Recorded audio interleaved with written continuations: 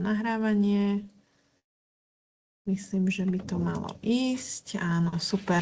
Dobre, tak vás vítam na dnešnom webinári National Inspiration Hubs z projektu Streamit, kde by som veľmi rada privítala Vicky zo Skyro a Renatu z PMAT organizácie, teda dúfam, že sa to tak vyslovuje, alebo teda PMAT. A budem veľmi rada, ešte nám sem prichádzajú ľudia teraz. Dobre, super. Program dnešného večera je teda, že najskôr sa predstaví organizácia Skyro, potom PMAT a na záver predstavím projekt Streamit. Takže takto si to otočíme, bežne to mávame opačne a potom budem sa na vás tešiť. Máme pred sebou ešte ďalšie 2 webináre, najbližšie 2 pondelky, takže ak budete mať chuť sa pridať, budem rada. A teda teraz už odovzdám slovo Vicky. Ďakujem pekne. Tak máme aj Viktória Akbojčová a budem vám vlastne prezentovať o našej škole Skyro, ktorá sa ako keby celkovo v rámci vzdelávania uberá trocha iným smerom.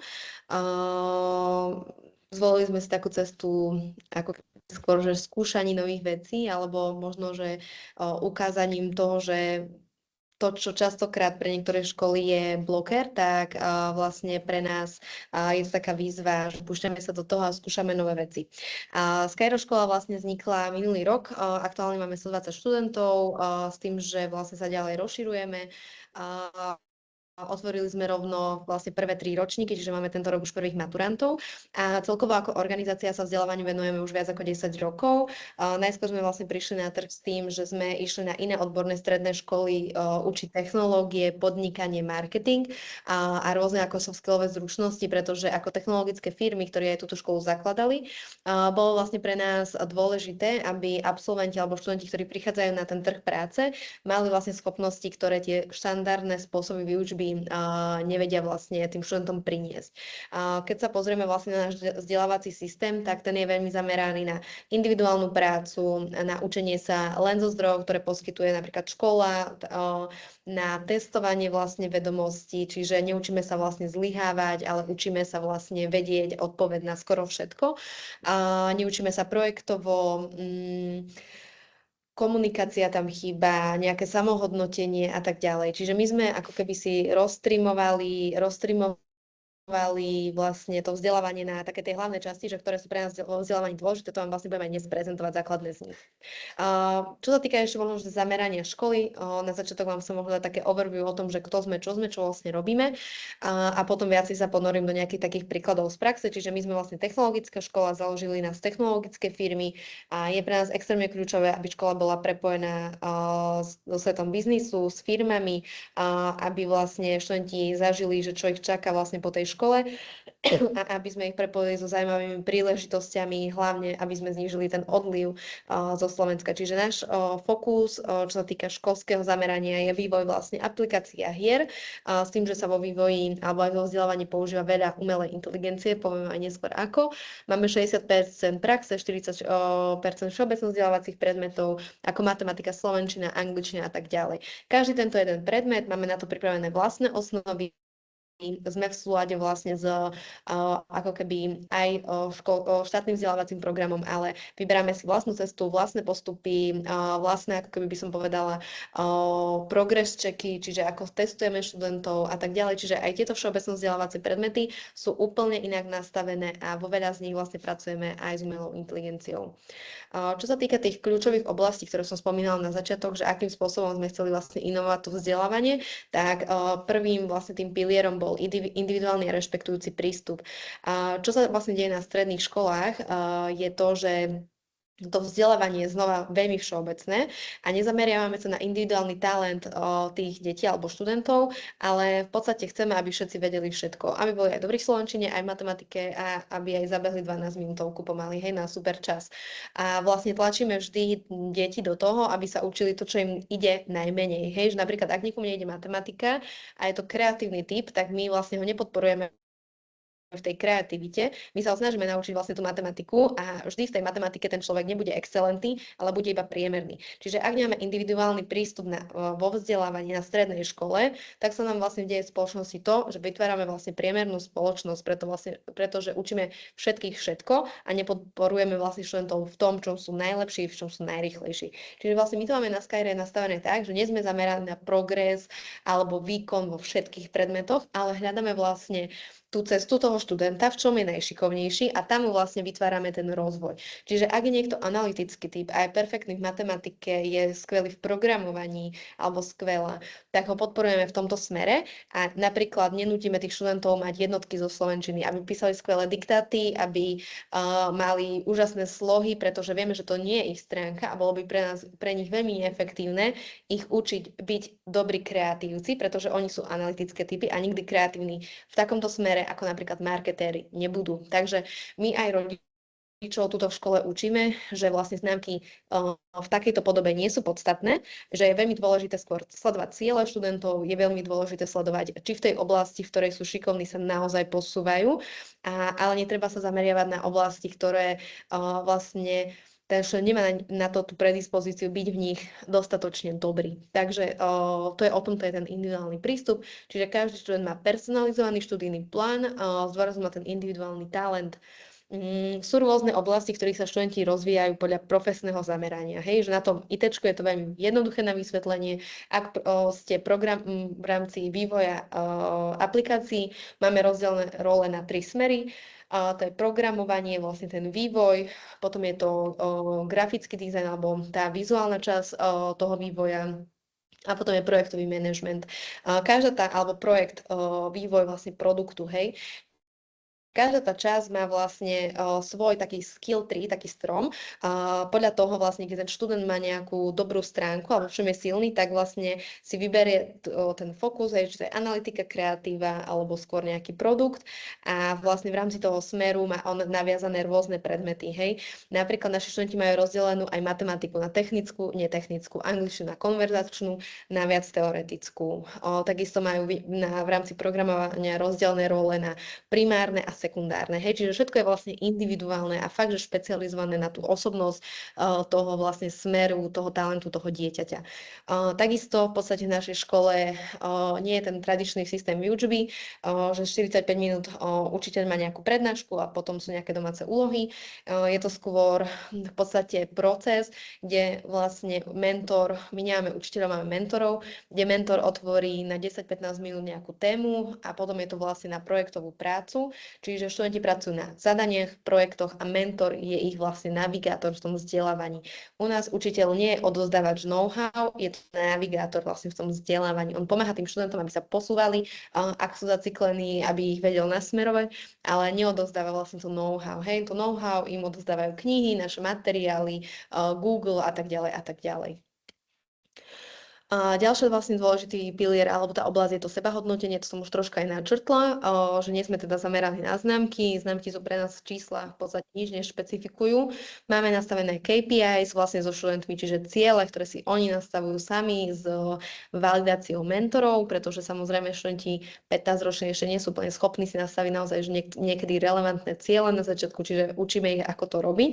No a nastavujú si vlastne tieto ciele podľa toho, že do akej roli chcú smerovať a v tom ich vlastne hodnotíme. Samozrejme, že dostávajú hodnotenia aj zo slovenčiny, z matematiky a tak ďalej, ale len na základe cieľov, ktoré si aj tí študenti nastavujú. Hej? Že napríklad, dám to na príklade programátora, ktorý je že skvelý v matematike, má tam že excelentné výsledky, v programovaní excelentné výsledky a potom má slovenčinu. Samozrejme, potrebuje zo slovenčiny zmaturovať, ale má tam až 4 roky, aby sa tieto veci naučil, takže úplne v poriadku. Ak v prvom ročníku nebude excelentný zo slovenčiny, ale dá si napríklad cieľ v tej slovenčine, že chce viac čítať, hej, nejaké technologické knihy alebo niečo, alebo chce sa zdokonaliť možno v nejakom písaní kreatívnom, ale že nie je naše očakávanie, že niekto, kto je proste matematický analytický typ, bude mať slohy na jednotku, preto tie ciele sa nastavujú v rámci ako keby možnosti tých študentov a to hodnotenie tam nie je tak ako keby prísne nastavené ako v bežnej škole, hej, že ste jednotka alebo dvojka, trojka, štvorka, peťka. Skôr to ide o tie ciele, ktoré si vlastne tí študenti nastavia a potom vlastne každý kvartál si ich spoločne validujú s mentormi, sami sa hodnotia, čiže sú veľmi ako keby zapojení do toho, aby vedeli pomenovať, v čom sú dobrí, kde zlyhali, prečo zlyhali a ako to idú opraviť. Čiže celý ten systém sebahodnotenia podporuje tú vnútornú motiváciu, otvorenú komunikáciu, takisto sa v podstate tam podporuje prostredie, ktoré nie je zamerané na súťaž, ale na rozvoj a takisto aj pochopenie vlastných talentov, hej, čo je vlastne na čo sa veľmi, veľmi zabúda v slovenskom školstve, pochopenie vlastných talentov, že my sa stále učíme to, čo nám ide najmenej, namiesto toho, aby sme sa učili to, čo nám ide najlepšie. Okrem toho sú ďalším ako keby tým kľúčovým pilierom našej školy alebo v čom sme chceli priniesť tú zmenu v tom vzdelávacom systéme. Samozrejme, nie je to pre každú školu z hľadiska nejakých finančných prostriedkov a tak ďalej, ale pre nás sú kľúčové špičkové technológie a vybavenie, čiže všetky triedy sú moderne zariadené, každý študent má vlastný notebook, nemáme klasickú tabuľu, používame telky, tablety, máme všetky potrebné nástroje, ktoré potrebujú študenti na programovanie, grafický dizajn a tak ďalej a tak ďalej. My sme súkromná škola, čiže máme zdroje z príjmu aj vlastne z školného, ale máme nastavený taký špeciálny model financovania a sme jedinou vlastne súkromnou školou na Slovensku, ktorá poskytuje študentom rôzne typy pôžičiek a štipendií a má viac ako 45% študentov, ktorí si nemohli napríklad Skyro školu dovoliť, čiže nie je to iba o tom, že sme škola pre elitných študentov alebo študentov, ktorí si Skyro môžu dovoliť, ale sme škola pre všetkých. Napriek tomu, ale tieto technológie a toto vybavenie je kľúčové na progres a rozvoj vlastne študentov. Aj to, tie triedy musia byť podporujúce tímovú prácu, otvorenú komunikáciu, takže preto využívame veľa skla, veľa dreva a tak ďalej a tak ďalej. Čo sa týka toho prepojenia na prax, je to ďalšia kľúčová oblasť, ktorá vlastne v tom vzdelávaní bola pre nás dôležitá a to prepojí študentov s reálnymi projektmi, aby to nebolo, že učia sa vlastne jeden rok niečo, potom ďalší rok niečo, potom ďalší rok niečo, ale aby vlastne išli naozaj že cez project-based learning, čiže sú projektové zamerania, prepájame vlastne, robíme také multidisciplinárne prepojenia rôznych predmetov, matematika je prepojená s programovaním, slovenčina je prepojená napríklad s projektom, ktorý robia každý rok študenti v rámci prezentačných zručností a tak ďalej, čiže predmety sú veľmi úzko prepojené a spolu súvisia v rámci týchto zadaní a okrem toho tým študentom prinášame aj rôzne prepojenie na prax. Chodia k nám rôzni ľudia zaujímaví z biznisu, majú rôzne challenge, ktoré im firmy prinášajú, rôzne projekty, stáže a tak ďalej. Pretože je veľmi dôležité, aby tí študenti na tej strednej škole mali už kontakt s tou praxou, aby pochopili vlastne, ako funguje ten svet, aby zažili prvé zlyhanie, aby sa z tých zlyhaní čo najviac a najrýchlejšie učili. Hej, že to je takisto náš spôsob myslenia v tom vzdelávaní, čo je opačný od toho tradičného vzdelávania, je, že vytvárame bezpečné prostredie pre študentov, kde môžu zlyhať a chceme, aby zlyhávali čo najviac, aby sa čo najrýchlejšie z tých zlyhaní učilo. Kdežto v tradičnom pre nás zlyhanie Peťka evokuje v rámci vzorca správania niečo negatívne, zlé a tak ďalej. My učíme študentov, že zlyhanie je v poriadku a treba ho robiť rýchlo a učiť sa z neho čo najviac. Hej, čiže aj toto je vlastne tá prepojenosť praxová na stáž a tak ďalej. Takíto rôzni ľudia u nás boli na rôznych prednáškach. To chcem vlastne povedať aj každej škole, že každý jeden človek, čo bol u nás, keď som sa ho pýtala, že či by bol otvorený pomôcť aj iným školám, alebo aby prišiel na nejakú prednášku, tak každý človek by povedal, že je veľmi rád. Len musia tie školy ako urobiť ten krok a osloviť tých ľudí, hej? Že tí ľudia si nájdu čas, ak im to dáva zmysel, ak vedia, na čo to nadväzuje, ak vedia, že môžu inšpirovať nejakých ľudí, odovzdávať im nejaké svoje vedomosti, skúsenosti a know-how, tak treba využívať aj ten proste externý a súkromný sektor. Okrem toho, tu som vravela, že nie len, že sem chodia ľudia niečo prednášať, ale naši študenti reálne pracujú s tými firmami. Tuto je napríklad projekt, kde naši študenti vlastne robili hry na finančnú gramotnosť pre malé deti v aplikácii vlastne Tabby s Tatrabankou. Potom vlastne rôzne hackathony, kde chodia naši študenti súťaže. Všetky tieto súťaže absolvujú s našimi mentormi, takže je pre nás veľmi kľúčové vytvárať komunitu so študentmi. A okrem toho chodíme na rôzne akože prednášky a tak ďalej. Študentov zapájame do dobrovoľných aktivít, aby sa vlastne v nich pozbudzovalo aj taká tá nejaká spolupatričnosť a tak ďalej. A to je vlastne k tým financiám. Hej, že my sme síce súkromná škola, lebo to veľa ľudí si myslí, že pretože sme súkromná škola, tak môžeme mať takéto inovatívne technológie alebo inovatívny prístup, ale nie je to o peniazoch, je to podľa mňa o mindsete. Veľa vecí sa dá robiť aj mimo technológií, aj mimo týchto vecí, ktoré máme my zavedené. My aj ako škola robíme rôzne workshopy, učíme učiteľov aj z iných škôl, ako napríklad využívať AIčko vo vzdelávaní a podobne. Čiže takto. Poviem ešte, kým akože už ukážem iba poslednú nejakú víziu toho, že kde my vidíme vlastne budúcnosť slovenského školstva, tak ešte môžem povedať z nejakých základných predmetov, ktoré máme v škole, kde sa vlastne využíva tá umelá inteligencia na výučbu. Tak v podstate my ako keby sme veľkí podporovatelia toho, aby študenti sa naučili používať digitálne nástroje eticky a bezpečne, čiže ukazujeme im jednu aj druhú stránku tej technológie. Samozrejme, ak niekto využíva umelú inteligenciu neaktívnym používaním, tak to extrémne znižuje jeho kritické myslenie, pretože väčšina študentov používa umelú inteligenciu tak, že napíše prvú otázku a robí copy-paste vlastne zadaní. Hej? Čiže my sme sa na to pozreli inak. Akým spôsobom vieme vlastne priblížiť aj tú technológiu tým študentom a podporili zároveň ich napríklad kritické myslenie, kreativitu a tak ďalej. Čiže my máme na to pripravené reálne úlohy, aby to nebol vlastne copy-paste, ako zažívajú teraz veľa učiteľov v školách, ale sú to rôzne úlohy, ktoré napríklad študenti porovnávajú rôzne výstupy, ktoré umelá inteligencia vyhodí vlastne a dávajú tam napríklad svoju argumentáciu.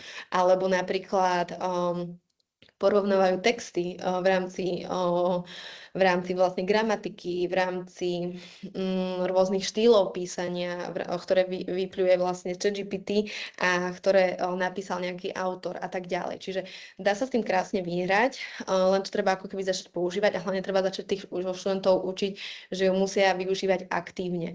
Lebo ak ju nezačnú využívať aktívne, ak nezačnú sa pýtať viacero otázok tej umelej inteligencie, ak nezačnú napríklad písať vlastné názory k tomu, čo získali od tej umelej inteligencie, tak áno, to naozaj môže spôsobiť zníženú vlastne kreativitu a kritické myslenie, ale ak ich naučíme s tým zodpovedne pracovať na rôznych predmetoch, tak myslím si, že práve, že to vie ešte to kritické myslenie zvýšiť a urýchliť vlastne ich progres a rozvoj.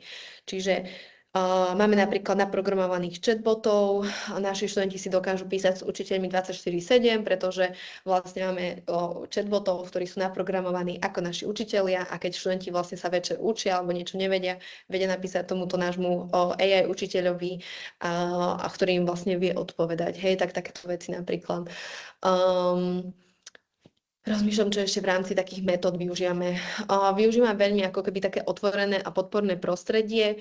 My máme vlastne, ja nemám svoju vlastnú kanceláriu ako riaditeľka, naši učitelia majú otvorený vlastne priestor, kde študenti vidia, môžu za nimi prísť, veľa spolu kecame na obedoch. Naozaj od nás vždy študenti cítia, že sme tu pre nich, chceme ich vypočuť, chceme ich pochopiť, vytvárame im bezpečné podporné prostredie bez nejakej takej hierarchie, ale máme tu samozrejme rešpekt jeden voči druhému. Čiže napríklad my sa týkame so študentmi, ja ako riaditeľka chodím často na hodiny, na prestávky, rozprávam sa, počúvam tých študentov, ako sa posúvajú, čo ich trápi, čo potrebujú. Čiže naozaj táto škola alebo to vzdelávanie nie je iba o tom, že sa učíme nejaké technológie, skôr sa učíme ako keby odozdávať náš role model, náš spôsob myslenia na tú mladú generáciu, pretože veríme, že vlastne to vzdelávanie je kľúčovým elementom na progres alebo zmenu vlastne našej spoločnosti. Takže celé vlastne tú školu neriadíme ako školu, ale riadíme ju ako firmu a tých študentov vnímame ako našich mladších kolegov alebo zamestnancov. Hej? Čiže Nepristupujeme k ním tak, že musíme ich teraz niečo naučiť, ale že musíme im odozdať naše informácie, musíme im odozdať vlastne náš spôsob myslenia, nejaké hodnoty, ktorým veríme a tak ďalej. Čiže pre nás sú kľúčové nielen tie praktické veci, aby vedeli programovať a grafický dizajn a tak ďalej, ale aby vedeli tímovo spolupracovať, aby vedeli povedať, v čom sú dobrí a v čom naopak nie sú dobrí, aby si vedeli nájsť na tie slabé stránky svojich kolegov, ktorí im s tým pomôžu, aby vedeli byť rešpektujúci v komunikácii, vedeli hovoriť o svojich emóciách, o svojich problémoch, aby vedeli dať spätnú väzbu svojim spolužiakom, aby vedeli vlastne zlyhať a brali to úplne v pohode a išli ďalej. Aby boli odvážni, podnikaví, kreatívni a kriticky mysliaci ľudia. Takže to je ako keby tá naša filozofia v tomto, že čo tu vlastne chceme podporovať a celé to vzdelávanie je vlastne prispôsobené na túto víziu vlastne týchto študentov a absolventov. No a náš ako keby ďalší cieľ, alebo ako chceme, aby vyzeralo slovenské školstvo, tak je v podstate nová prístavba budovy, ktorú teraz robíme, na nej pracujeme a tu to má byť vlastne taký technologický hub, kde študenti budú môcť pracovať naozaj už na svojich projektoch, nie len ako keby v rámci vývoja nejakej aplikácie alebo hry, ale bude tu zapojená robotika napríklad, rôzne 3D tlačiarne, modelovanie, vývoj vlastných dronov a tak ďalej. My vnímame, že toto strašne chýba slovenskému školstvu na tej stredoškolskej úrovni, vlastne nejaký hub inovácií, kde tí študenti môžu testovať, skúšať, vyvíjať, kde v podstate sa stretne komunita nielen študentov, ale aj firiem, rôznych inovatívnych startupov alebo aj vedcov a spoločne vlastne tvorili inovatívne projekty, produkty, ktoré by mohli byť potenciálne nové startupy alebo aj nové unicorny na Slovensku, aby sme vlastne vedeli ukázať zahraničiu, že sme konkurenciaschopní v tomto svete. Takže v tých študentoch naozaj veľmi podporujeme aj taký ten podnikavý mindset, aby skúšali vlastné projekty, majú vlastne aj také skúšky, že pred investormi si prezentujú napríklad veci, dostávajú spätnú väzbu, zapracovávajú a tak ďalej a tak ďalej. Je toho strašne veľa. Myslím, že takto by som asi aj skončila. Kľudne, ak máte nejaké otázky, sa môžete opýtať.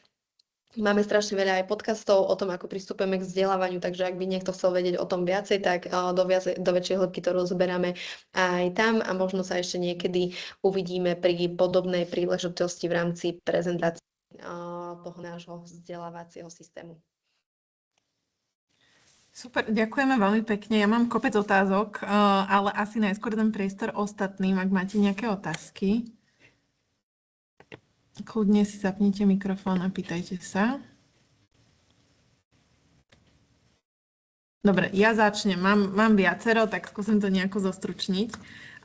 Spomínala si, že identifikujete, že kto má na čo talent a v tom teda sa podporuje. Ako to zisťujete, že čo komu ide? Že oni len tak ako keby ako to cítia, alebo robíte aj nejaké osobnostné testy? Nerobíme osobnostné testy. My vlastne na prijímacom konaní máme 4 kategórie, čo vlastne robia študenti, že väčšina škôl má, že matematika, slovenčina, lenže nedá sa na základe testu z matematiky a zo slovenčiny vyhodnotiť, či to je správny alebo nesprávny fit pre tú školu. Čiže my máme, že matematiku, slovenčinu, to je zo zákona, ale máme, že úplne inak pripravené úlohy, vlastne sú to logické úlohy, aby sme zistili, či sú analytické alebo neanalytické typy a slovenčina je zameraná nie na to, že ABC, mám nejakú správnu odpoveď, literatúra, neviem, doplnenie, mäkké, tvrdé I, ale o napísaní textu, o napísaní nejakej vlastnej myšlienky, tam vlastne sledujeme tú kreativitu. Potom je ešte, že osobný rozhovor s kandidátom a ešte vlastne majú aj pripraviť vlastný projekt, ktorý nám majú ukázať. Ten projekt môže byť čokoľvek, proste niekto kreslí, nakreslí, niekto točí videjka, striha, natočí video, proste whatever, hej, fakt akože všetko. Tak už tam vidíme na tom pohovore približne, že kde ten človek viacej k čomu inklinuje, ale vravím, že pohovorujú to ľudia z praxe, ja mám za sebou, že naozaj, že stovky pohovorov s ľuďmi vyberám do týmu, že za 10 minút viem vyhodnotiť, že či ten človek je alebo nie je vhodný proste pre našu školu, či je viac analyticky, kreatívny, alebo viacej vizionársky typ, alebo viacej projektový manažment a tak ďalej. A už vlastne podľa týchto vyhodnotení, lebo máme akože fakt, že expertov v týme, tak ako keby tým študentom tvoríme tú cestu, ale prvý polrok študenti skúšajú, že všetko. Skúšajú aj programovať, skúšajú aj grafický dizajn, skúšajú aj apky, aj hry a hľadajú, že čo im vlastne najviac sedí a potom sa začínajú až profilovať. Ako pracujete s rodičmi pri takomto špecifickom prístupe? Áno, no my sme veľmi akože, že máme strašne nastavené akože tie hranice, že proste Mhm. musí aj človek a rodič byť pripravený na to, že tu je troška iný štýl, že tu nie sú známky, že proste nikdy nás nedotlačia do toho, aby sme robili testy. My vôbec nerobíme testy so študentmi, že teraz si napíšete 10-15 minútovku nejakú, toto u nás neexistuje. Nemáme ani domáce úlohy, máme konkrétne pracovné hodiny počas školského času, kde študenti pracujú na svojich vlastných projektoch a zadaniach. To je čas, kedy tam je iba mentor, ktorý im pomáha, ale oni iba pracujú na týchto veciach. Čiže máme dni otvorených dverí, kde celú túto filozofiu vysvetľujeme a tým, že sú to aj starší študenti, ľahšie sa pracuje s rodičmi stredoškolákov ako základoškolákov, tam sa už veľakrát rozhodujú aj tí študenti samostatne a musím povedať, že zatiaľ sa nám darí priťahovať rodičov, ktorí filozoficky rozmýšľajú nad tým vzdelávaním ako my. Mhm. No a tým, že je to tak ako keby technologickejšie zamerané, ako pristupujete možno k motivácii dievčat, alebo že aký máte pomer študentov, dievčatá, chlapci? No, máme v podstate 10% je dievčat, čo je dosť vysoké číslo na technologickú školu. Bežne máme 2-3 dievčatá na triedu, pričom v klasických technologických alebo odborných školách je to maximálne jedno alebo žiadne dievča na triedu. Sú tam vlastne také dve oblasti, ktoré lákajú dievčatá. Jednak je ten herný vývoj, ten je veľmi, veľmi že kreatívne zameraný, takže vlastne veľa študentiek, ktoré by išli napríklad na nejakú umeleckú školu, na kreslenie, tak išli k nám, pretože ich baví kreslenie, tam sa robí vlastne 3D, 2D grafika, tá hra musí mať nejakú vizualizáciu, takže napríklad tento smer je veľmi v rámci žien obľúbený, ale takisto aj to, že to nie je iba čisto technológia, že my sa neučíme, že prvý ročník jeden programovací jazyk, druhý nejaký ďalší, my sa učíme vývoj produktov, čiže tam je marketing, tam je podnikanie, tam je projektový manažment a to tak odľahčuje tú technologickú tému, čiže preto vlastne veľa akože dievčat je im bližšie Skyro, lebo vedia, že to nie je iba čisto taká tá programátorská škola, ale že viacej taká aj na mäkšie zručnosti. Mhm. Ale najsrandovnejšia vec je, že všetky dievčatá, ktoré boli na pohovore, ja som mala väčšinou dievčat na pohovore, vraveli, že chcú robiť projektový a teraz robia full stack developerky, pretože majú dobrého mentora, ktorý im ukázal, že to programovanie je proste cesta pre nich napríklad. Hej. Super. No a teda posledná moja otázka je, že aké máte kapacity na to individuálne pristupovať k tým študentom, že predpokladám, že je to náročnejšie ako mať jednu trajektóriu pre celú triedu a že možno ako k tomuto pristupujete, ako by sa to dalo preniesť do možno tradičnejších settingov. Tak my to máme vlastne ako rozkreslené ako také stromy. My sme to vlastne od začiatku, ako sme tvorili Skyro, tak to kreslili. Čiže u nás to bolo jednoduchšie dať ten individuálny prístup na tie hodiny a hovorím, že máme aj rozdelené predmety, hej, že máme matematiku technickú a netechnickú. Technická je viac analyticky zameraná, vysokoškolská matika už pomaly, netechnická je tá štandardná, ktorá bude potrebná napríklad na maturitu. Čiže každá škola môže takto urobiť. To nie je, že my si robíme mimo zákona, to sa úplne dá, aj angličtina sa môže deliť na skupiny. Čiže my delíme študentov podľa vyhodnocovaní rôznych testov, ktoré sme s nimi prešli, napríklad, že ako sa im lepšie učí, nie takým testom vedomosti, ale ako sa im lepšie učí. Sami si vyberali aj tie skupinky, čiže toto je tá individualita, ale že čo môžu využiť minimálne, že tradičné školy alebo učitelia, že my veľa modifikujeme zadaní aj cez napríklad ChatGPT na to, aby nám to vedelo prispôsobiť na rôzne úrovne študentov v triede. Len tým, že my to máme rozdelené na tie skupiny, tak my máme naozaj že študentov, ktorí, ja neviem, na programovaní máme iba ľudí, ktorí chcú programovať, hej. Na grafickom dizajne máme ľudí, ktorí chcú robiť grafický dizajn. Na matematike technické máme ľudí, ktorí sú dobrí na matematiku, hej. Čiže nám to akože veľmi pomôže ako keby takéto delenie. Áno, rozumiem, že každá škola si to nemôže dovoliť z kapacitných dôvodov, ale minimálne, že tá umelá inteligencia, že fakt skracuje podľa mňa proces prípravy na hodiny teraz a vie urobiť, že 3 úrovne proste najrýchlejší proste niečo stred a úplne, že ty pomalší, hej. No a my to ešte robíme tak, že využívame najrýchlejších študentov pre tých vlastne stredných, aby ich vlastne potiahli rýchlejšie a učiteľ sa potom venuje tým najpomalším, vlastne aby ich dostal aspoň na tú priemernú úroveň. Čo to v praxi znamená? Že sa navzájom potiahnu, že sú spolu v tých projektoch?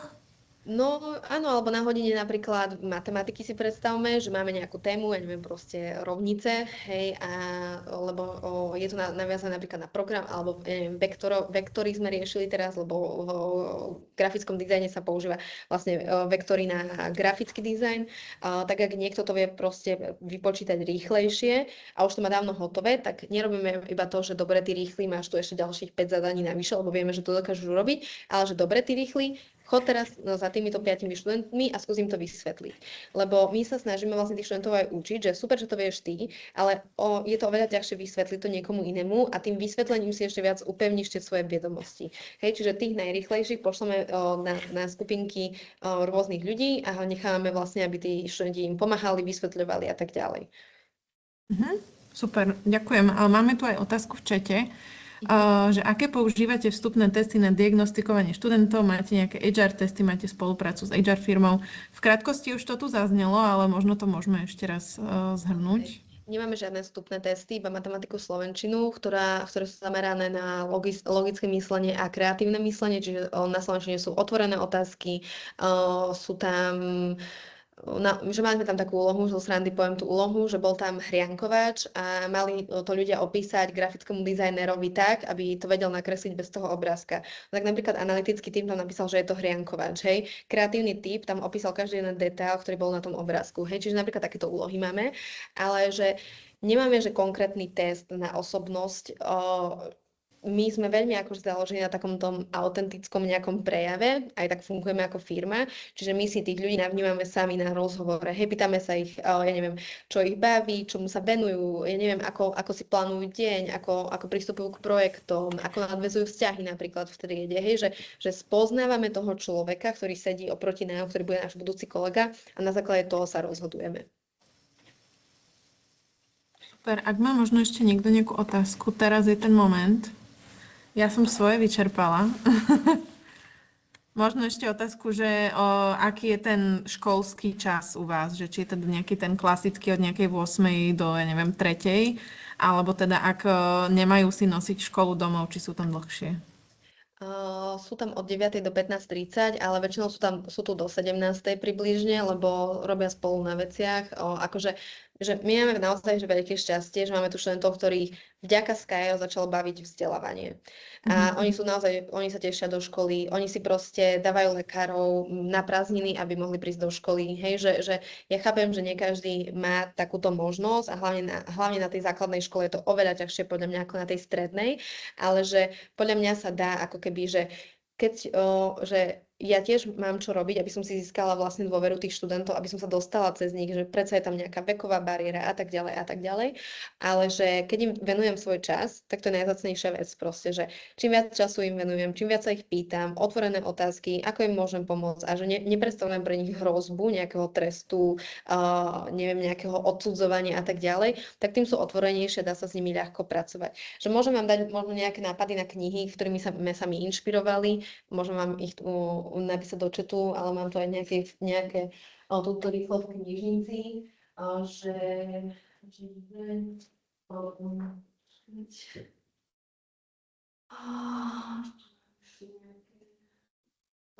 toto je strašne dobré, tieto knihy, tento líny učiteľ. Možno Ľudská, keď budeš posielať, že napíšem ti zoznam. Školy v pohybe, toto je super tiež kniha o tom, ako viacej robiť taký individuálny prístup študentov. V tejto škole, ona normálne existuje v Nemecku, tak študenti si sami robia svoj rozvrh, oni si vyberajú, čo sa chcú učiť a takéto veci, hej, že je úplne super. Toto je mega pre učiteľov, ktorí sú na strednej, emocionálny život tínedžerov, aby sme pochopili, že ako fungujú. Lebo ja som akože ešte k ním bližšie troška, hej, lebo akože som, ja neviem, 30 rokov proste, hej, ale že aj tak mám od nich ďaleko extrémne, čiže ja sa musím naozaj že veľa učiť o tej generácii, ako funguje, aké slovíčka používajú a tak ďalej. Toto je tiež dobrá kniha, ako učiť dobre a efektívne. A ešte Škola bez porazených je super kniha vlastne, ako obrátiť to vzdelávanie na tú vnútornú motiváciu bez nejakého takého súťaženia, ktoré je u nás vlastne v našom školstve nastavené. Super, ja tu mám všetko zapísané. Takže aj to napíšem teraz do chatu. Ešte nám sa tu píše nejaká otázka. Ja to zatiaľ napíšem. Super zdroje, ďakujeme. Dobre, super. Myslím, Ešte že iba sme... jedna rýchla skratka, že viem, že to je veľa kníh, čo som vám teraz dala, ale ChatGPT vie hlavné veci z nich vyňať. Ja si to tiež niekedy takto uľahčujem v rámci čítania, čiže využite to kľudne, keď vám povie ako keby základné, neviem, že o čom je tá kniha, alebo nejaké typy pre vaše učenie, že on tie knihy pozná väčšinou, takže to je iba taká skratka na rýchlejšie čítanie kníh. Hej, super, a ja to využívam tiež to isté, že keď sa mi nechce niečo hlavne motivačné čítať, tak iba mu poviem, nech mi zosumarizuje 10 najdôležitejších vecí z tej knižky, alebo veľakrát je to podobné, ale treba to vedieť adaptovať na svoju prax. Presne tak. Super. Ďakujem pekne, že ste si ma vypočuli. Tak môžem ešte otázočku? Kľudne. Iba jedna otázočka, že vlastne tie deti, keď sú také zamerané iba na tie AI, na tie technologické, na tie hry, že či tam nie je taký problém aj po psychickej stránke, že či do toho tak neupadnú. Nie, my akože to máme naozaj že veľmi vyvážené, že máme vlastne celý podporný tím, aj psychologička, je napríklad každý druhý týždeň sedí s inou triedou, kde sa vlastne rozprávajú o tvorbe vlastnej klímy v triede, o tvorbe bezpečného prostredia. Máme aj predmet, ktorý sa volá že sebarozvoj, kde sa študenti učia napríklad, ako dávať spätnú väzbu, ako riešiť konflikty, ako vlastne definovať svoje silné, slabé stránky, že je tu veľmi vyvážená technológia a to takéto skill, ako keby ten mäkké zručnosti, takéto duševné, hej, a tak ďalej. Že veľmi to vyvažujeme, hej, že aby to nespadlo úplne len do toho technologického sveta. Ono je aj dôležité, že proste to AI-ko nám veľa pomôže, ale že treba zabudnúť, že proste ten role model odozdávame my ako učitelia a že stále sa snažíme my na sebe pracovať, aby my sme mohli posúvať tých študentov ďalej.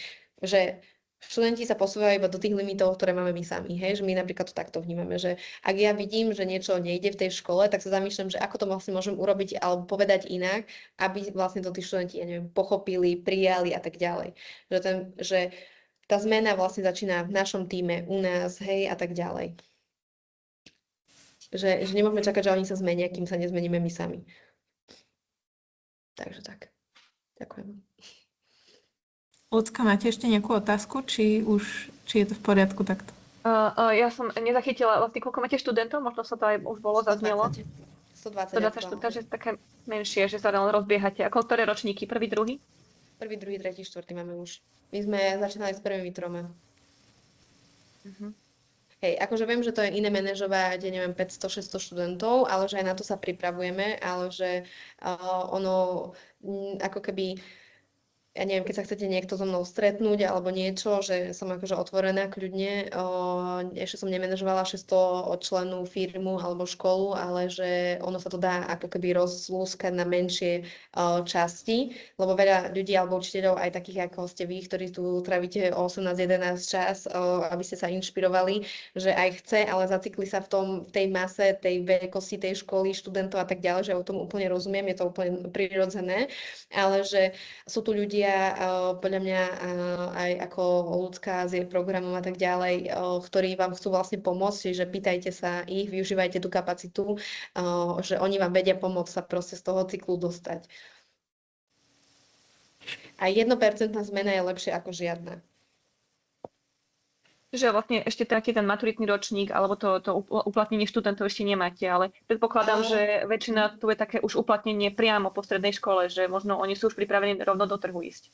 Áno, sú pripravení rovno do trhu, niektorí idú študovať na zahraničné univerzity, nemáme našich absolventov, ale náš program Open Lab, ktorý predtým fungoval 8 rokov na iných stredných školách, má absolventov, ktorí už teraz vedú vlastné firmy, sú to 23-roční ľudia, hej, napríklad.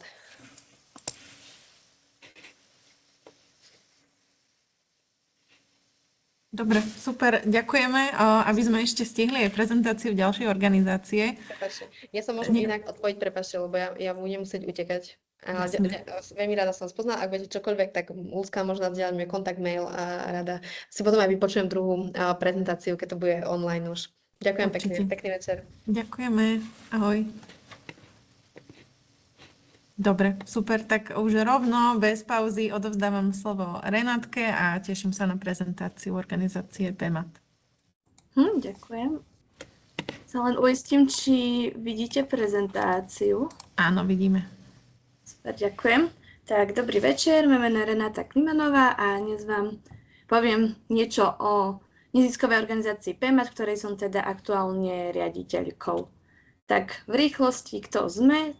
Takže sme organizácia, ktorá vznikla v roku 1997, takže už máme pomerne aj slušnú, by som povedala, tradíciu, tým pádom už sme prešli rôznymi aj, ako to povedať, spôsobmi vyučovania na školách a bože cez rôzne aj generácie, takže už máme aj teda pomerne veľkú históriu našich riešiteľov, ktorí sa teda prešli našou organizáciou. Venujeme sa teda vzdelávaniu talentovanej mládeže, žiakov teda v prírodných vedách. Robíme teda súťaže pre druhý stupeň základných škôl a teda 8-ročných gymnázií. A postupne vám teda predstavím, ktoré súťaže robíme a čo je pre nich také špecifické a čo možno sa dá inšpirovať už do nejakého vyučovania alebo možno použiť nejakú našu súťaž ako prostriedok, ktorý viete posunúť práve nejakým žiakom, aby sa mohli rozvíjať práve nejakým týmto smerom. Tak, máme vlastne korešpondenčné semináre, to znamená, že riešia to online a riešia to teda celý polrok. Máme teda z matematiky, fyziky a biológie, práve teda PIKOMAT je z matematiky, takže učení pre 5. až 9. ročník základnej školy, alebo teda príjmaš kvarta 8-ročných gymnázií. Je rozdelená na dve časti, zimnú a letnú, ktorú každú zvlášť vyhodnocujeme a teda posielame potom aj vecné ceny úspešným riešiteľom a pozývame ich na sústredenia, o ktorých potom poviem neskôr viac. A teda počas pol roka sa stretnú s 3 sériami po 4 až 5 úlohách, podľa toho, v akej sú kategórii. A čo teda také špecifické, tak dôležité je ten postup, nie až tak ten výsledok danej úlohy. Čo zo školy sú často práve naučení, že potrebný je ten výsledok a že vlastne ako sa k tomu dostanú nie až také dôležité, alebo sa to vôbec nehodnotí, alebo aj z iných súťaží často sa kladie dôraz iba na výsledok. U nás je práve, že dôležitejší ten postup, ako teda ten výsledok. A práve to, že potrebujú popísať celý svoj postup, je veľmi fajn v rámci rozvíjania nejakého kritického myslenia. Taktiež často človek nemusí ani mať nejaké konkrétne vedomosti, stačí sa nad tým tak akoby sedliacky rozum použiť, na ktorý často v škole úplne nie je priestor, lebo tak hodina má bohužiaľ väčšinou teda iba tých 45 minút a nemáme čas tam úplne 10 minút na niečím premýšľať a viac, ale teda toto majú približne mesiac na odovzdanie teda týchto úloh, čiže si vedia naozaj nad tým sadnúť, porozmýšľať, spísať svoje myšlienky. A teda na obrázku môžete vidieť aj príklad konkrétne jednej úlohy, ktorá bola tento polrok. A ďalšou takou špecialitou je, že každé toto riešenie my potom ohodnotíme nie len počtom bodov, ale aj teda individuálnym komentárom, takže kladieme dôraz na individuálny prístup, aby sme každého toho riešiteľa vedeli podľa toho, ako on má myslenie, posunúť ďalej práve tým našim komentárom, ukázať mu, ktoré jeho myšlienky boli dobré, ktoré myšlienky práve mali dobrý začiatok, ale kde nastal možno nejaký ten problém, nejaká komplikácia a ako teda mohol postupovať ďalej. Taktiež ku každej úlohe potom zverejňujeme aj vzorové riešenia, všetko je vlastne dohľadateľné na našich stránkach, takže sa dá k tomu kedykoľvek vrátiť, pretože je dôležité pre nás, aby si vedeli pozrieť tí žiaci to správne riešenie a mohli sa k tomu vrátiť a odhaliť vlastne tú svoju chybu. Celé to teda prebieha online, je to samozrejme bezplatne. A teda čo sa týka tých úloh, pretože už človek sa stretol s veľkým množstvom úloh, tak snažíme sa tie úlohy teda vytvárame my, tá skupina dobrovoľníkov, ktorá teda tvorí práve túto našu organizáciu. A snažíme sa, aby tie úlohy boli nie také, s ktorými sa stretnú úplne v školách, ale také skôr netradičnejšie, také, ktoré na prvý pohľad by ich mali teda zaujať. Často je to niečo aj také zo života, ak sa teda podarí niečo také vymyslieť a aby teda to nebola taká úloha, že na prvý prečítanie vie človek za 5 minút hneď výsledok, ale zase ani, aby ho to úplne neodradil tých žiakov. Snažíme sa nájsť nejaký taký ten balans, aby naozaj sa museli nad tým aj zamyslieť. A teda máme podobný prístup aj pri teda súťaži z fyziky, čo teda PIKOFIS pre 7. až 9. ročník základných škôl, alebo teda sekunda až kvarta. Opäť má 2 časti, 3 série, ale teda pri Picofize máme trošku iné pravidlo. Tu je 5 úloh v rámci tej sérii, ale hodnotené sú, vlastne sem vrátil teda body, iba za 3, ktoré mali najlepšie vlastne odovzdané, vyriešené. Tým pádom aj žiaci, keď si naši riešitelia pozrú to zadanie, tak vlastne sa musia aj zamyslieť, že či chcú teda odovzdať napríklad iba tie 3 úlohy, o ktorých si myslia, že fakt tieto vedia najlepšie, alebo odovzdajú všetkých 5 s tým vedomím, že len teda za tie 3 najlepšie dostanú body do celkového hodnotenia. Je to opäť nejaká aktivita navyše, ktorú musia pritom vykonať, keď to prečítajú a zamyslieť sa, že čo vlastne je tá oblasť, ktorej možno rozumejú. A často sa stane to, že máme skúsenosť, že začnú riešiť nejakú úlohu, o ktorej si myslia, že túto viem najlepšie a nejako sa zaseknú, tak skúsia ďalšiu a zistia, že tá, ktorá na prvé prečtenie možno vyzerala, že je problematická, práve tu dokážu vyriešiť najlepšie a nájsť tam vlastne nejakým tým postupným premýšľaním to správne riešenie. A samozrejme tie úlohy často majú viacero správnych riešení, čo je tiež takéto čaro tých úloh, že keď si pozrú aj vzorové riešenie, zistia sa to dalo riešiť rôznymi spôsobmi. A to je presne to, že škola často úloha má len jedno riešenie a vôbec sa nezamýšľame nad tým, že tých možností vie byť viacej a že sa dá rôznym spôsobom pristupovať a rozmýšľať nad problémami, a či už teda aj v matematike, fyzike, ale aj tak všeobecne aj v živote, keď to tak človek preklopí, tak vždycky na nejakú situáciu sa vieme na to pozrieť z viacerých pohľadov a hľadať rôzne riešenia.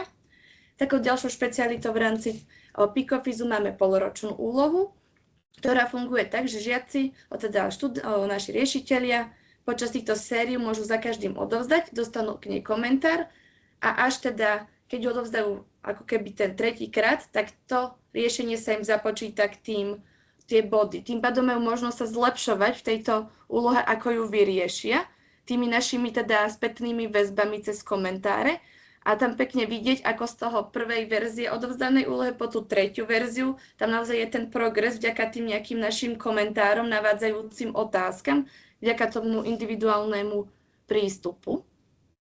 Taktiež máme občas interaktívne úlohy, ktoré viete si opäť dohľadať a napríklad použiť aj v škole. Hlavne často ide o úlohy, ktoré sú zamerané v rámci fyziky na elektrínu, kde si také simulačného typu, ktoré tiež sú veľmi fajn na nejaké rozvíjanie, lebo predsa len tá predstavivosť pri niektorých oblastiach nemajú mať odkiaľ základoškoláci a práve takéto simulačné interaktívne úlohy im v tom vedia pomôcť. A máme aj tretí korešpondenčný seminár z biológie, a teda to je Terabio, pre tiež 5. až 9. ročník, a za príjmaš kvartu. Opäť má 2 časti, ale teda tu máme iba 2 série po 4 úlohách a zase tu je taká špecialitka, že máme bonusovú ochranárskú úlohu, ktorá je vlastne vždy rovnaká a nemá úplne presné zadanie a teda je na riešiteľov, aký typ ochranárskej aktivity sa rozhodnú vykonať a zdokumentujú, popíšu ho, prečo je vlastne dôležité, že práve cez tento seminár sa snažíme aj tak budovať ten vzťah k našej prírode a trošku teda nejakémuto povedomiu. A teda opäť tiež je tam ten individuálny prístup cez komentáre od našich opravovateľov.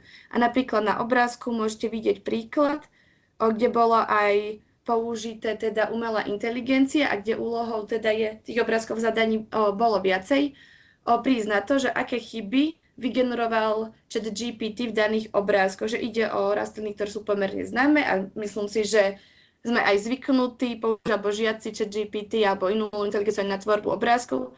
A často sa spoľahneme, že toto dokáže bezchybne a práve táto úloha poukazuje na to, že si naozaj treba overovať informácie, či už od umelej inteligencie alebo všeobecne, keď niečo zisťujeme, tak treba si overovať. Samozrejme podporujeme aj nejaké využívanie iných zdrojov pri riešení úloh, že googlenie je povolené, lebo je to taktiež zdroj, ale treba si to vedieť overiť.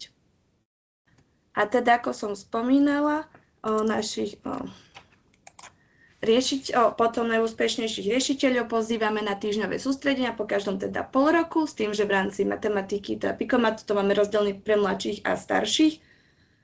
A teda v rámci týchto sústredení máme práve tu najviac možnosť rozvíjať tieto decká, ktoré prídu, či už cez netradičné hry, s ktorými sa tam stretnú, To si viete predstaviť, že sú často zamerané na nejakú ekonómiu, nejaké byrokratické hry a také často zo života, ktoré ich vedia čo naučiť v rámci napríklad toho terapia.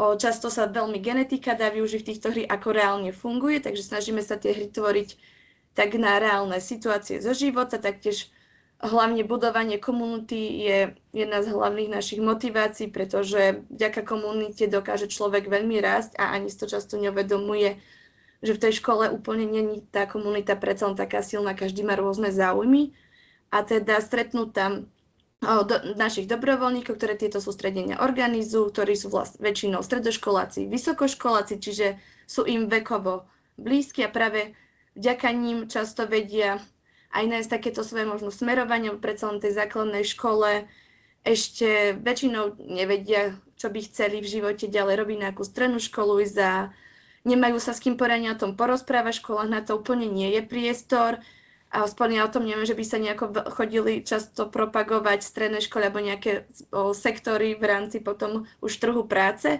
A tým, že my sme pomerne rôznorodí, že možno to znie, že sme všetci nejakí iba matfizáci, kockáči, ale nie je to tak, že máme veľa ľudí, ktorí aj sa vydali práve nejakými umeleckými smermi, o rôznych teda architektov, ale aj jasne matfizákov, programátorov, ale ktorí vlastne vedia takto predostrieť nejaké možnosti.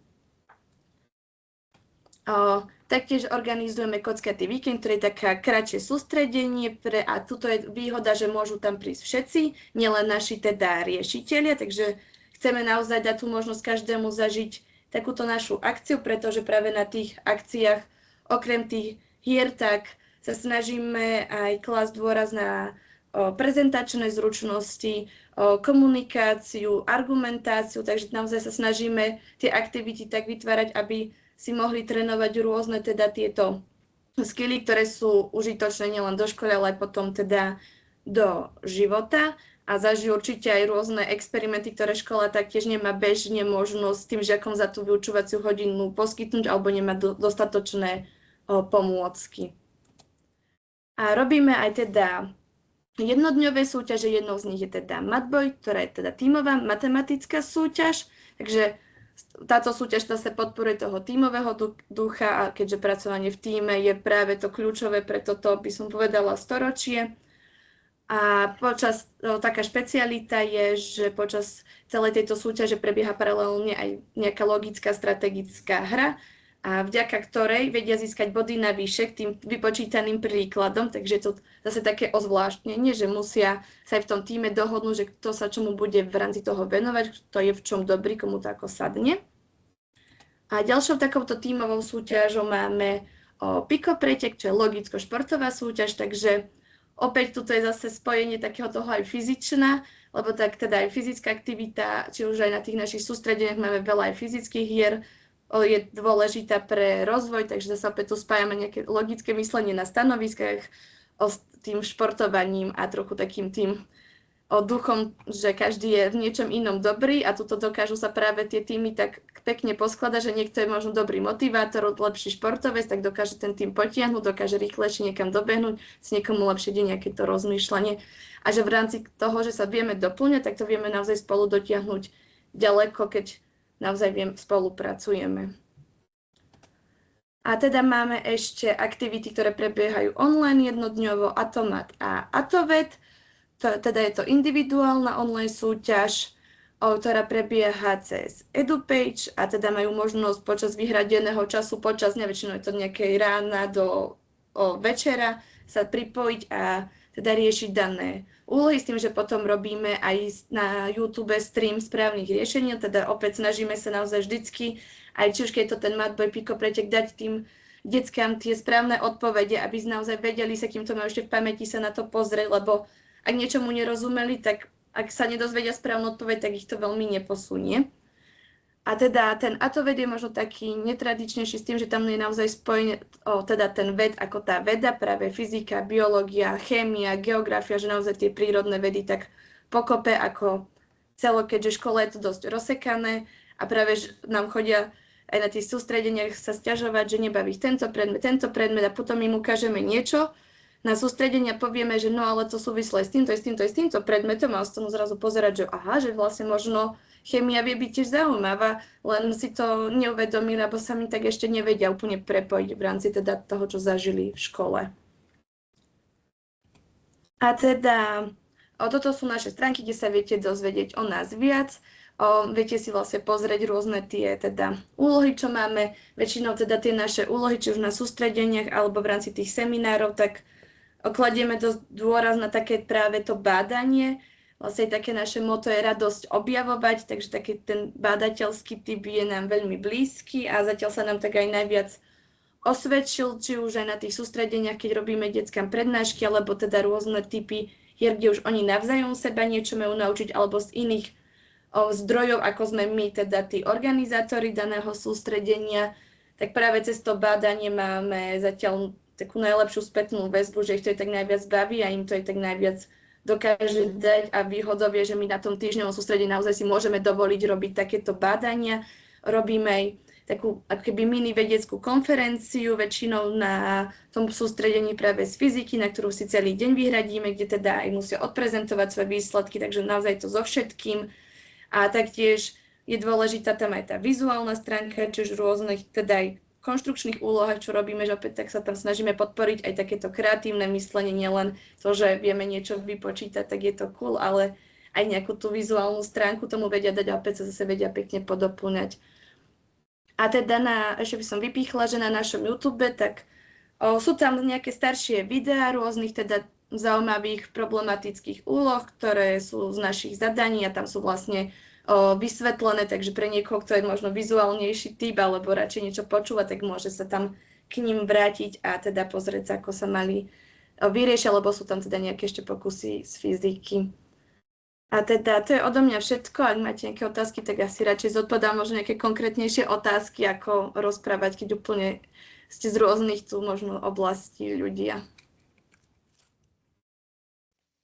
Ďakujeme veľmi pekne. Ja mám nejaké otázky, ale počujem sa dvakrát.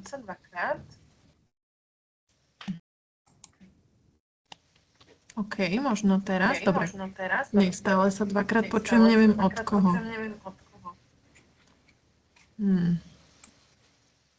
Dobre. A už sa dvakrát nepočujem, tak Renátka, asi od teba to bolo nejako, ale neviem prečo. Mám dve otázky, rovno ich položím obe, kým sa nepočujem druhýkrát. Jedna, že ako sa dostávate do škôl, že ako aj sa propagujete možno medzi učiteľmi, aby sa zapojili žiaci do tých súťaží a zároveň, že ktorý z tých seminárov, či matematika, fyzika, biológia, o ktorý je najväčší záujem, že kde ako keby najviac detí sa zapája. Tak začnem táto prvú otázku, ako sa propagujeme, tak snažíme sa rôznymi kanálmi, aké to možno, či už cez tie sociálne siete a práve už aj cez takéto akcie, alebo v rámci teda aj tých súťaží, ale napríklad na Noci vedy mávame v Bratislave každý rok svoj stánok, kde prezentujeme nejaké teda pokusy, takže to je jedna možnosť. Posielame na školy nejaké naše propagačné materiály vlastne na tie verejné adresy a to je taká dosť, by som povedala, rozšírená propagácia. Napríklad minulý rok sme robili tzv. Road trip po Slovensku, kde sme vlastne dali možnosť sa školám prihlásiť, my sme k ním prišli, trvalo to dokopy cca 2 týždňa, mali sme pripravené 3 typy vyučovacích hodín, ktoré sme tam odučili, bola z fyziky, matematiky a tá vedecká. A vlastne to bol ďalší spôsob napríklad propagácie. A no to sú asi také najhlavnejšie, dúfam, že mi niečo nevypadlo, možno aj hej, aké tak si spomeniem, ale teda snažíme sa ako vieme a je to čoraz ťažšie, keď by som povedala, keďže vlastne viac a viac rôznych projektov, ktoré sú super a vlastne sa ako keby ukázať. No a ešte cez EduPage sa propagujeme. Tak. A ešte k tej druhej otázke, najviac rešteľov máme práve v tom Pikomate, takže teda matematický seminár výrazne vedie. Tá fyzika, biológia je na tom výrazne horšie a myslím si, že to je tak s obľubou tých predmetov aj v škole, že tá matematika je oproti ním taká aj populárnejšia. Ďakujem. Jarmila, kľudne sa pýtajte. Ahojte. Ahojte, je ma počuť? Ja len overím. Áno. Ja som bývalá PMATeška, takže zdravím. Neviem, či si ma pamätáš, Renka, ale čau. A ja som sa len chcela opýtať, že tým, že vám tu zastrešujú, v podstate vy ste dobrovoľníci, väčšina z vás je dobrovoľníkov, že či vnímate nejaké fluktuácie, lebo to je asi tá hybná sila, ktorá to celé vedie. Takže ako ste na tom s dobrovoľníkmi a že či vnímaš ty, ako si bola v PMATe, že neviem, ja si pamätám, že tam bolo 30 ľudí, potom proste ako to vnímate, ako by zabezpečuješ chod, že stále sú tam tí noví ľudia. Ahoj, áno, pamätám si ťa. A teda, to je dobrá otázka. A momentálne tiež je cca tých 30 dobrovoľníkov takých najaktívnejších. A momentálne by som povedala, že pred covidom bolo pomerne veľa dobrovoľníkov, že došlo aj k tej 50-ke. A práve teda covid spôsobil v tomto taký problém, že vlastne aj bola snaha udržať tú komunitu pokope, ale predsa len online to bolo ťažšie a vlastne teraz akurát pociťujeme, že nám chýba práve tie dve generácie, čo bolo vlastne to online prostredie, že úplne sme ich nedokázali tak pritiahnuť. A teda bolo to horšie, ale opäť napríklad týmto rokom už vlastne sa nám stihlo prekrútiť od covidu vlastne tá generácia tých mladších, takže teraz máme, aj minulý rok sme mali okolo 10 nových dobrovoľníkov, ktorí ako skončili základnú školu a rozhodli sa teda pokračovať, alebo sa aj teda tento rok viacero bývalých ako keby PMAťákov vrátilo, ktorí si cez ten covid dali pauzu a povedali si, že idú sa po rokoch pozrieť, že ako to funguje, čo nové a skúsiť sa zapojiť. Takže povedala by som, že aktuálne to opäť začína pomaličky rásť, teda za čo som veľmi rada. A ako ich udržiavať, tak len sa snažíme v rámci tých našich riešiteľov na tých sústredeniach im odovzdať čo najviac a veriť, že sa s nami naozaj vybudovať tú komunitu, že budú chcieť tam s nami pokračovať ďalej, že sa im na tých akciách bude páčiť a budú chcieť ďalej robiť to, čo vlastne zažívali. Oni, ja som takisto si prešla tým, že som chodila na sústredenia. Veľmi som si obľúbila tú komunitu a rozhodla som sa, že chcem vlastne pokračovať ako dobrovoľníčka ďalej, no a teda teraz som sa trošku posunula zase ďalej. A teda tých akoby deviatakov nejak oslovíte na sústredku, alebo že rozpošlete maily, že hej, ty si deviatak, že nechceš pokračovať takýmto spôsobom? Áno, že vlastne tí, čo sú na sústredení, tak tých priamo oslovíme na tom ich poslednom sústredení, kde vlastne im odprezentujeme, aké sú tie možnosti, ako to funguje, aby sa mohli popýtať, lebo je to pomerne niečo, čo zvyknú mať z čoho strach pokračovať, ale nevedia si to úplne pochopiteľne predstaviť. Takže vlastne na tých sústredeniach a teda snažíme sa aj mať s nimi dosť taký kamarátsky, by som povedala, blízky vzťah, že sa s nami o tom často sa aj sami pýtajú už na tých sústredeniach skôr, že ako sa dá potom dostať do PMATu. A často sa myslí, že tam je nejaké výberové konanie, nejaké testy, alebo niečo také, ale nič také nemáme, že naozaj môže sa hocikto k nám pridať, nemusí byť bývalý riešiteľ. A teda tí, čo nechodia na sústredenia, tak im rozpošleme maily, čo teda končili v tých seminároch daný rok, tak im rozpošleme mail s ďalšími možnosťami, že nezabúdame na týchto ľudí, ale väčšinou sa už len zapoja tí, čo chodili aj na sústredenia. A dotiahnu občas svojich nových kamarátov zo strednej školy.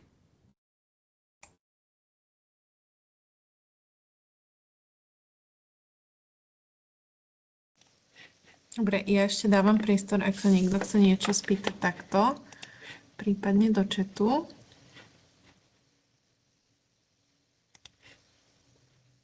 Dobre, ak teda by ste možno mali ešte nejakú otázku neskôr, kľudne mi môžete napísať mail, ja ju teda Renátke posuniem a budem veľmi rada, ak sa poprepájame aj potom, takže keď budete mať záujem, tak rada prípadne sledujte PMAT, teda ako aj bolo ukázané na všetkých sociálnych sieťach a teda aj Skyro. A ja by som teda, Renátka, ti poďakovala. Ďakujem veľmi pekne, že si našla čas, že si odprezentovala vaše aktivity, ktoré sú veľmi zaujímavé. Ja by som bola veľmi rada, keby som o tom vedela, keď som bola v škole, ale teda nevedela som, takže môžem si spätne pozrieť nejaké úlohy, že či by som to ešte zvládla.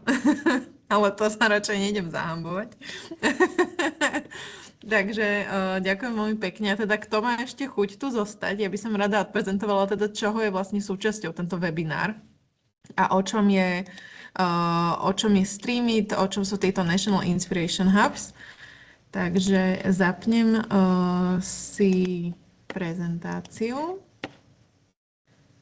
Môžete mi dať vedieť, že či ju vidíte takto možno veľkú. Je všetko v poriadku? Vidno ju? Áno, dobre. Dobre, super. Takže dneska sme teda boli na 4. webináre z tejto série. A teda čomu sa venuje projekt Streamit.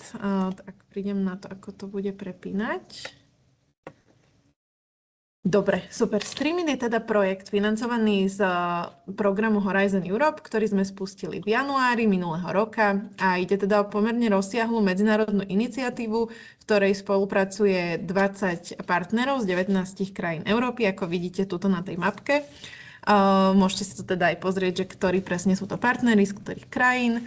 A spája nás teda spoločný cieľ a je to podporovať rodovú rovnosť vo vzdelávaní v oblasti STEM, teda vo vede, v prírodných, technických, inžinierských a matematických odboroch.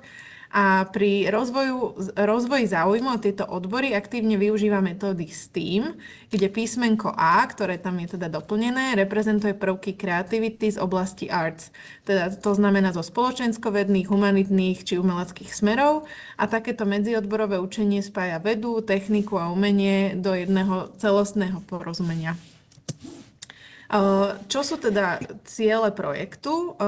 Hlavným cieľom projektu Streamit je posilniť aktívny záujem a sebavedomie tých, ktoré sú vo vzdelávaní a kariére v STEAM odboroch nedostatočne zastúpené, čo teda sú dievčatá a ženy. A robíme to cez 3 hlavné piliere, cez výskum, pilotné záujmové aktivity a podporu učiteľov a poskytovateľov STEAM vzdelávania, ktorí s týmito skupinami pracujú, čo je teda podporou, sú tieto webináre. Tuto je to trošku tak viac vypísané. Prejdem teda na to, že čo je našou ambíciou. Je nielen skúmať, čo sa deje, ale aj meniť to, ako sa to deje. A teda prinášať konkrétne nástroje a inšpirácie pre prax. Preto teda tento projekt má výskumnú časť. V prvom roku projektu sa naše kolegyne sústredili na výskum, ktorý mal 2 hlavné línie. Prvou bolo pochopiť skúsenosti žien, ktoré vstupujú do STEAM vzdelávania alebo kariéry, čo ich motivuje, aké prekážky zažívajú, ale aj čo im pomáha. A druhou líniou bolo preskúmať postoje a prístup samotných inštitúcií, či majú vytvorené stratégie alebo opatrenie, ktoré podporujú inkluzívne prostredie a čo sa od seba navzájom môžeme naučiť. A tieto poznatky nám pomáhajú lepšie pochopiť, kde sú slabé miesta systému, ale aj čo už funguje dobre a čo môžeme ďalej rozvíjať, z čoho sa môžeme učiť. Ak by mal niekto záujem, výsledky výskumu veľmi radi zazdielame, kľudne mi potom napíšte, alebo teda nachádzajú sa na stránke projektu Streamit, to teda na konci ukážem, že kde tieto veci nájdete. Potom teda máme pilotné aktivity. V nadväznosti na tento výskum realizujeme napríklad workshopy pre tínedžerky, kde prepájame vedu, zvedavosť a tvorivosť. Taktiež vytvárame súbory nástrojov, tzv. Toolboxy, pre aktivity, ktoré povzbudzujú nielen dievčatá objavovať a experimentovať. A teda čo chvíľa spúšťame aj mentorský program v 10 krajinách pre vysokoškolské študentstvo, predovšetkým pre doktorandské študentky a študentov. A teda cieľom týchto aktivít je ukázať, že STEAM je nielen o technike a precíznosti, ale aj o tvorivosti, spolupráci, riešení problémov, ktoré majú zmysel pre spoločnosť. Projekt Streamit má teda aj tieto Inspiration Hubs, ktoré prepájajú vzdelávačov. Dejú sa v 14 krajinách, v rámci ktorých týchto webinárov si môžu vzdelávatelia neformálne zdieľať takéto príklady z praxe, ako sme si dneska zdieľali my. A tieto Inspiration Hubs sú otvorené pre učiteľov, odborníkov, ale rovnako aj pre tých, ktorí nevyučujú formálne, no venujú sa STEAM vzdelávaniu, ako napríklad PEMAT, napríklad v neziskovom sektore, v knižniciach, múzeách či komunitách. A cieľom je vytvoriť platformu, kde sa môžu ľudia stretávať, zdieľať nápady a učiť sa jeden od druhého. V rámci týchto hubov organizujeme teda tieto webináre. Oni sa organizujú aj v rámci tých ostatných krajín a potom sa ukladajú do takej platformy. Takže ak náhodou hovoríte jazykom iným ako slovenčinou a niektorých tých krajín, takže viete si pozrieť inšpirácie aj zo zvyšku Európy. No a je to teda na takej stránke, ktorá sa volá Virtual Makerspace, na ktorú vám následne pošlem aj link a tam sa ale aj zároveň zdieľajú zdroje, materiály a príklady dobrej praxe, informácie o pripravovaných udalostiach či výsledky našich aktivít. Takže nie sú tam len tieto webináre. No a tuto nájdete nejaké teda linky, kde nájdete tento projekt. Ja vám rada potom túto prezentáciu zazdielam, takže viac menej všade si stačí kliknúť iba Streamit projekt. A tam vlastne nájdete tieto informácie a už len k záveru vám teda poviem, že sa na vás tešíme ešte ďalší pondelok a ešte ďalší pondelok. Takže ak ste sa registrovali, budem sa veľmi na vás tešiť. Ak ste sa neregistrovali, tak mi buď kľudne ešte napíšte, alebo sa môžete doregistrovať na tom linku, ktorom ste sa už zahlásili. A teda čaká nás téma digitálne nástroje pre učiteľov, ktorú teda bude prezentovať ženský algoritmus a ďalšie inšpiratívne príklady dobrej praxe, kde sa predstaví Future Generation Europe a ešte jedna organizácia, s ktorou komunikujeme, takže keď budem vedieť, tak naisto tak dám vedieť. Takže asi toľko k tomuto projektu. Ďakujem veľmi pekne, že ste ešte tu so mnou vydržali takúto večernú hodinu. A možno, ak máte ešte nejaké otázky, alebo možno aj nejaké postrehy, nejaký feedback, tak budem veľmi rada. Dobre, tak myslím, že už je veľa hodín, takže už to uzavriem. Ďakujem vám, že ste si našli čas, že ste nadšení pre vzdelávanie, aj seba vzdelávanie a takto po večeroch máte ešte zapnutý počítač. Nebudem vás už držať od oddychu a teda sa pomaličky s vami rozlúčim. Pán Jozef ešte niečo píše, takže počkáme. Ďakujeme veľmi pekne, pekný večer aj vám. Ďakujem. Dovidenia, ahojte.